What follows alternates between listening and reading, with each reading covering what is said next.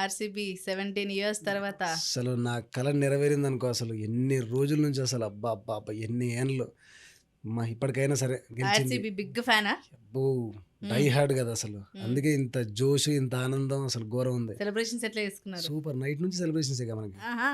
అసలు మామూలు కాదు. ఆర్సీబీ గెలిచింది సూపర్. అండ్ అది స్పెసిఫిక్ గా ఈ సీజన్ ఏంటి అంటే టీమ్ లో మార్పు. అవును ఆ, అప్పటికి లాస్ట్ టైం అనే కాదు 17 ఇయర్స్ నుంచి ఒక టీము, ఈ ఇయర్ ఒక టీము. సో అంటే దాని వల్ల ఏదైనా ప్రభావం పడిందటవా? పడింది. ఎందుకంటే చాలా మంది లెజెండరీ క్రికెటర్స్ కూడా ఆర్సీబీ టీంలో ఉండే అనమాట. అప్పుడు కూడా అసలు లాస్ట్ ఫైనల్ వరకు వచ్చేది, సెమీఫైనల్స్ వరకు అయితే చాలాసార్లు వచ్చింది, కానీ ఫైనల్లో అసలు గెలవలేదు. కానీ ఇప్పుడు జస్ట్ యంగ్స్టర్స్, అంటే అంత లెజెండరీ క్రికెటర్స్ కూడా కాదు, విరాట్ కోహ్లీ తప్ప ఎవరు లేరు, అంత పెద్ద లెజెండరీ క్రికెటర్స్ ఎవరు లేరు.